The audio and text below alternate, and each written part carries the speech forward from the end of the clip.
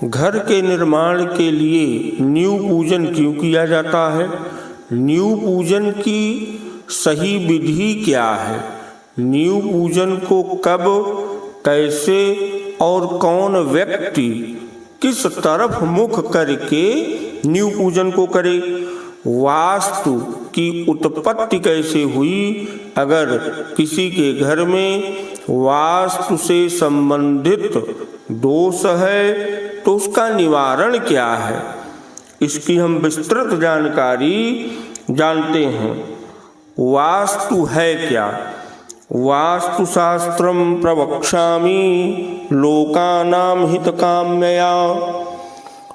शास्त्र की मर्यादा के अनुसार चलने से अंतःकरण शुद्ध होता है और शुद्ध अंतःकरण में ही कल्याण की इच्छा जागृत होता है।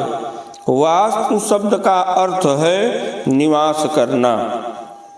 जिस भूमि पर मनुष्य निवास करते हैं उसे वास्तु कहा जाता है।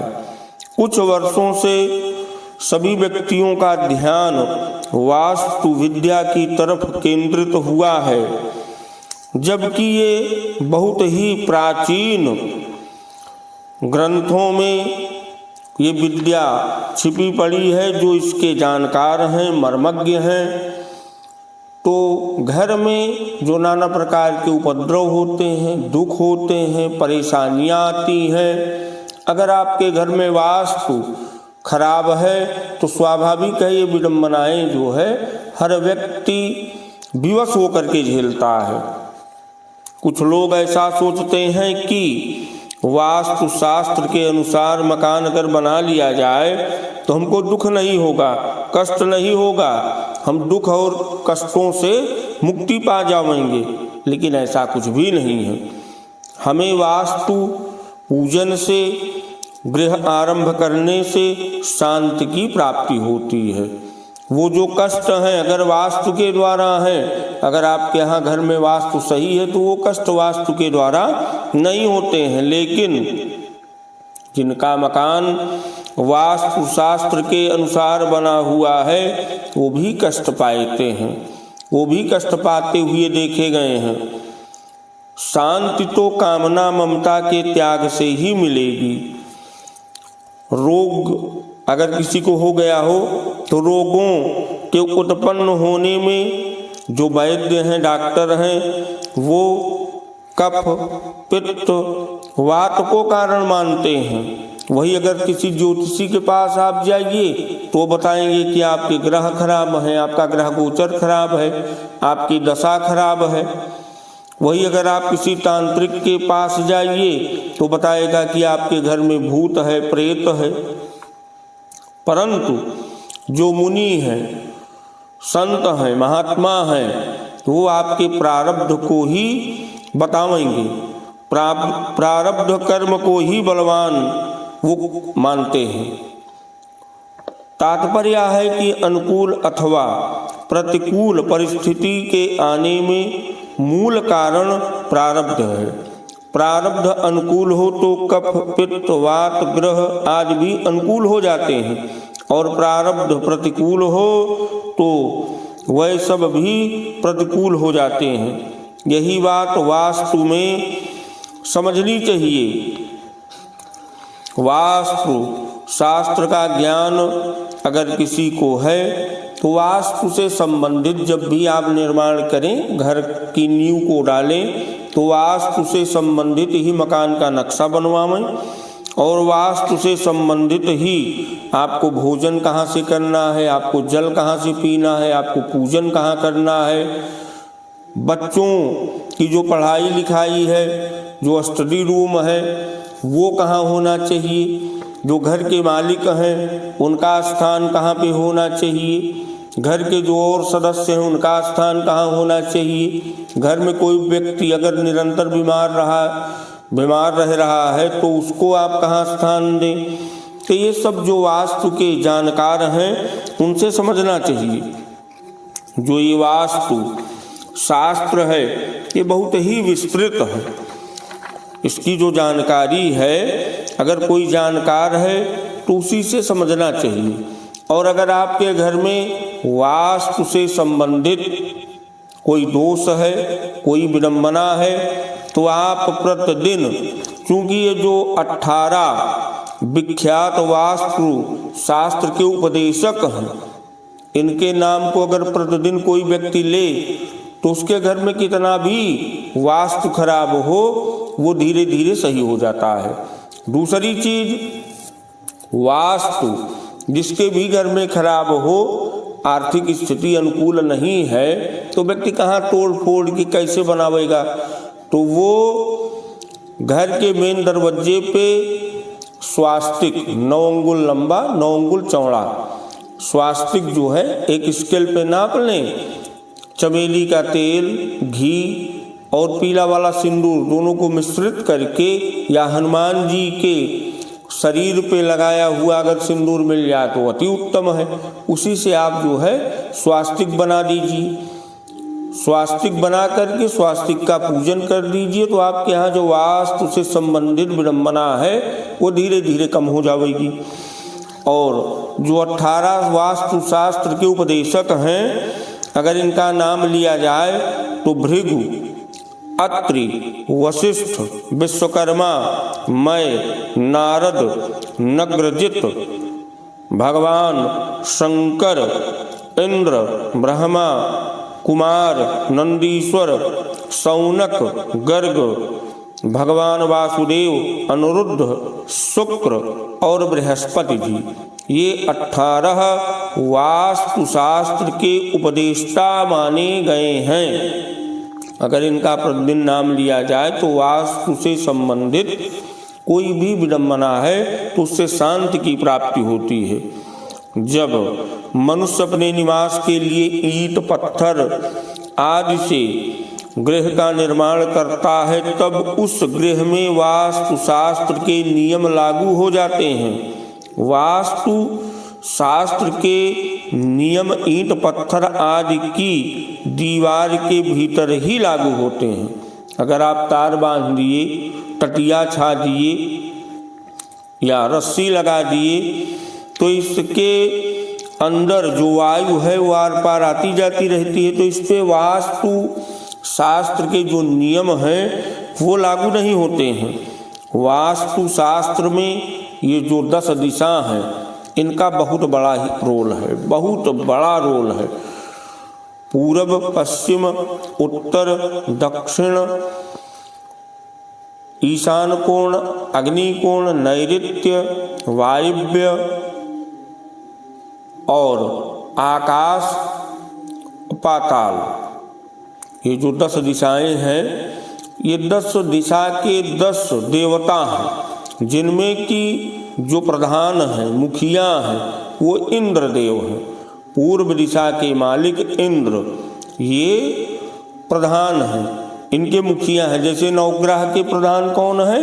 सूर्य भगवान। ऐसे ही जो मुखिया हैं 10 दिशा के, वो इंद्र हैं। जो ये ग्रह आरंभ है, इसको जब भी आप ग्रह का आरंभ करें, किसी अच्छे ज्योतिषी से, विद्वान से अच्छे मुहूर्त को समझ करके तब जो है प्रारंभ करना चाहिए।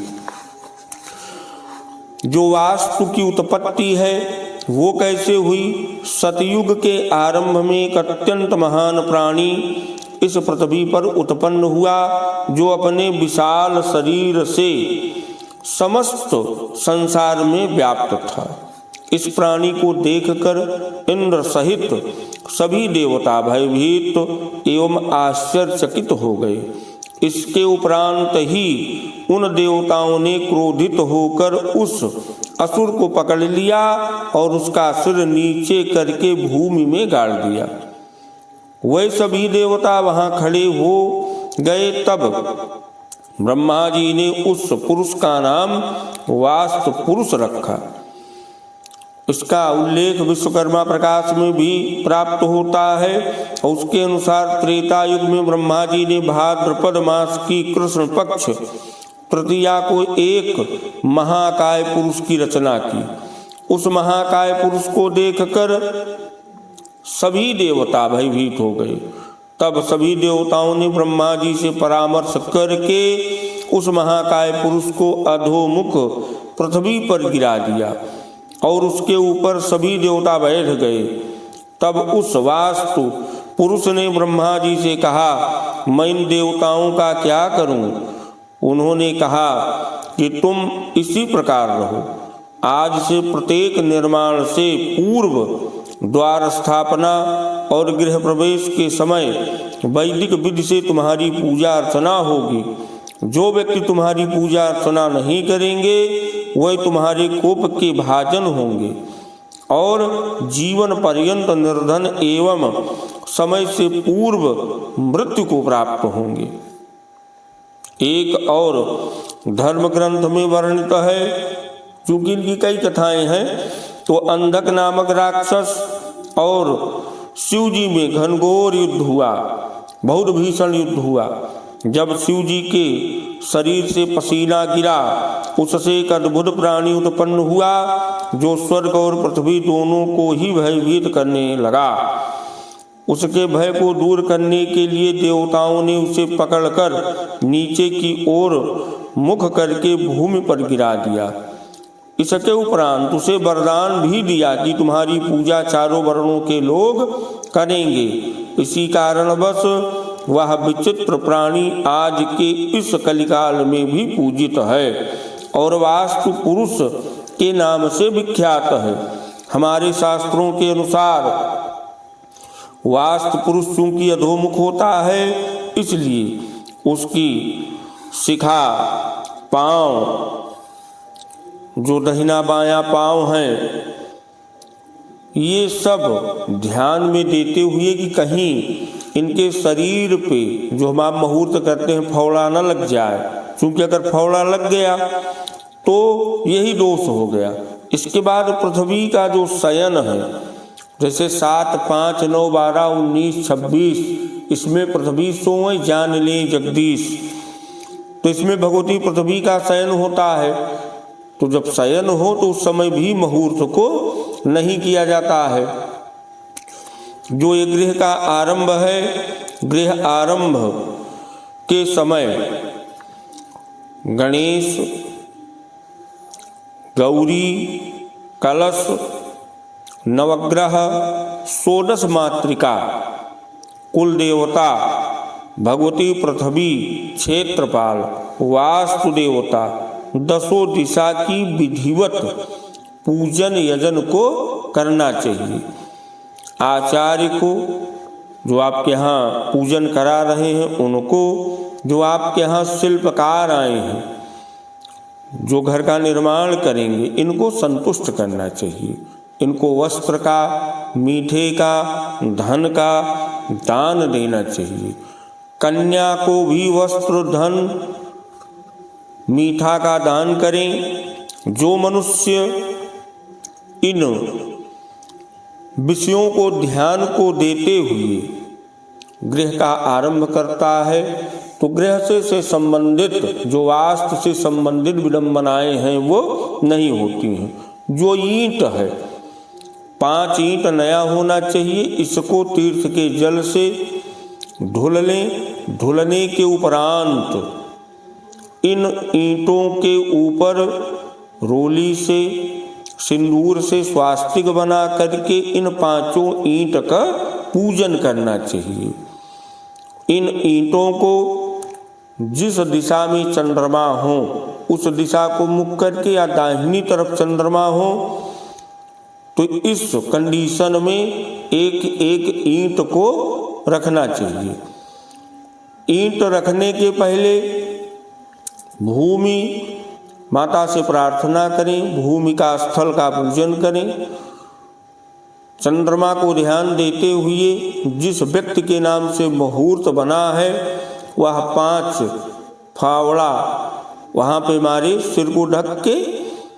इसके उपरांत जैसा गड्ढा खोदा जा रहा है, इसी प्रकार से जहाँ आपका मुहूर्त बना है, जिस कोने पे बना है, चूंकि वास्तु को, राहु को देखते हुए जो ये राशियां हैं, इन राशियों से किस राशि पे सूर्य है उसी के अनुरूप किस कोने पे आपका मुहूर्त होगा, ईशान कोण पे होगा कि अग्नि कोण पे होगा कि वायव्य कोण पे होगा कि नैऋत्य कोण पे होगा, तो वहाँ पे खोद लेना चाहिए। खोदने के बाद खैर की लकड़ी नियमतः यह 16 अंगुल लंबी होनी चाहिए।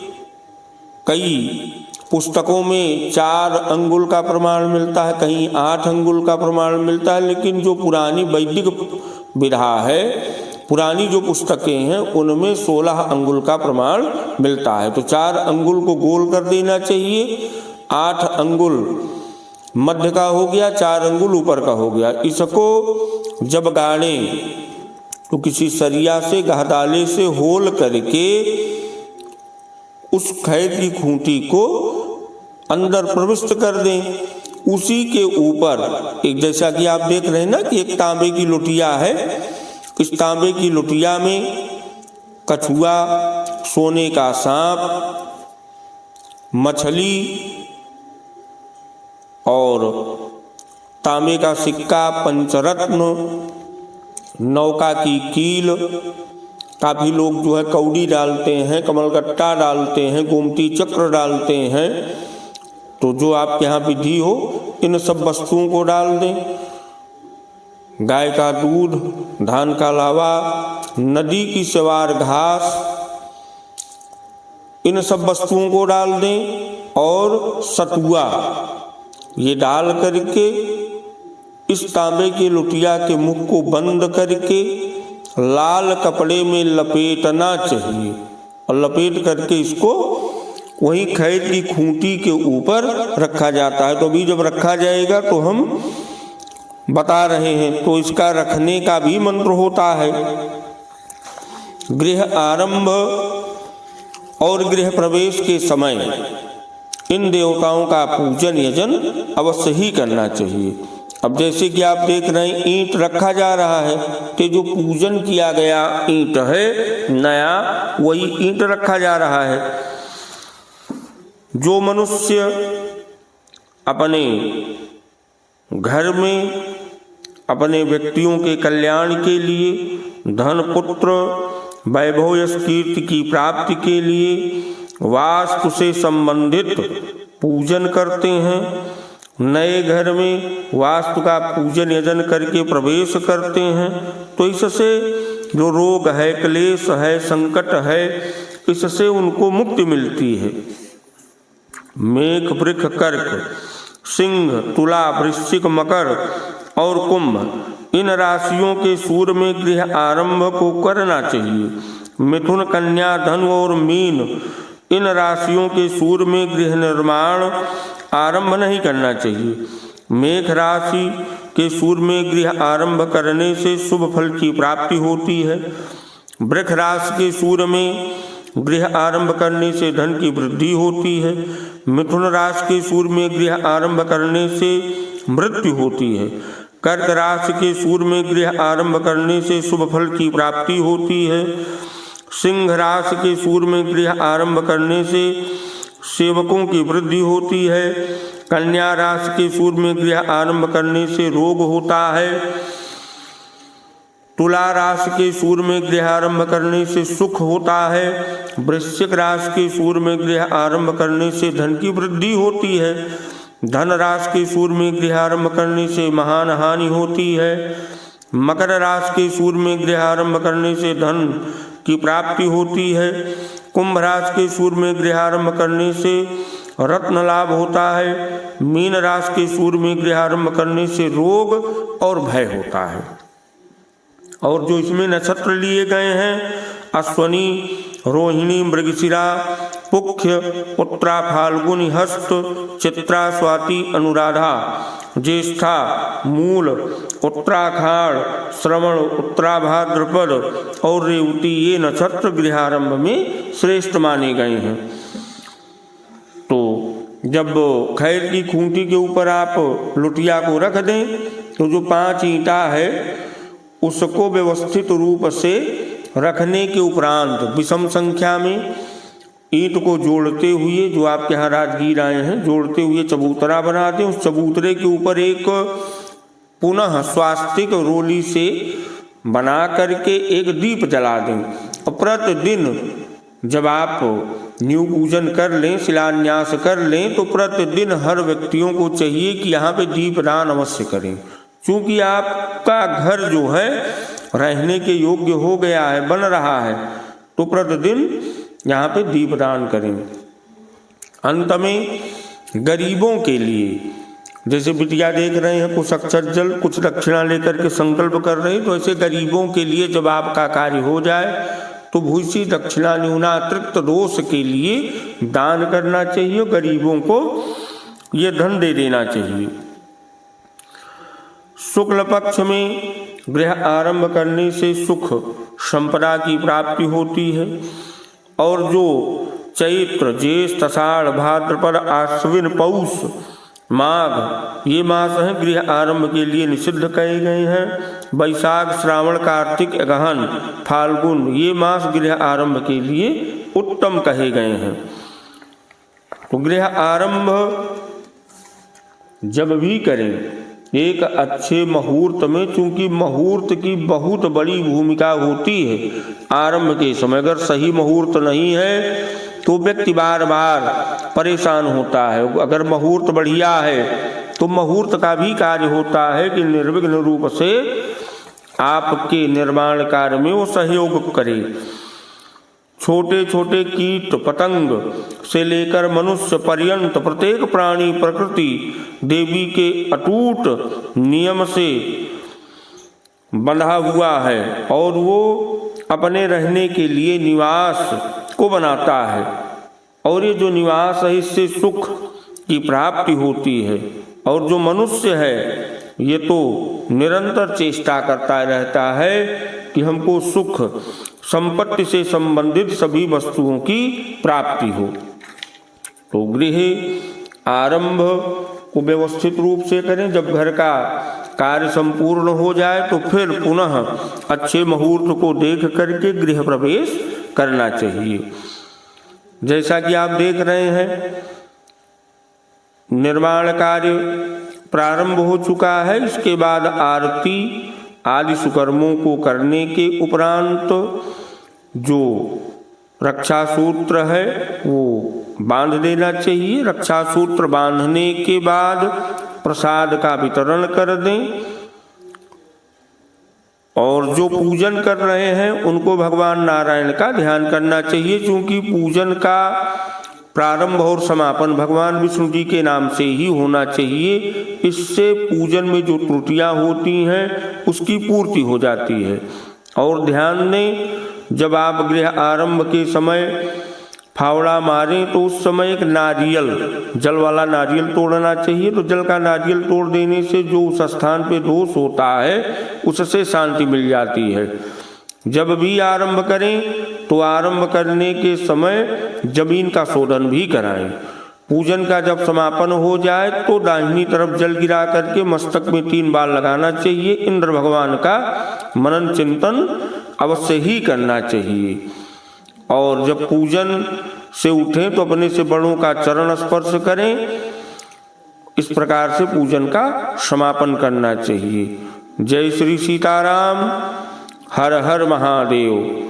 आप सभी प्रियजनों से यह निवेदन है कि अगर चैनल को सब्सक्राइब नहीं किए तो सब्सक्राइब करें, लाइक करें, शेयर करें, जिससे ऐसी ही महत्वपूर्ण उपयोगी वीडियो आपको निरंतर प्राप्त हो सके। जय जय श्री सीताराम।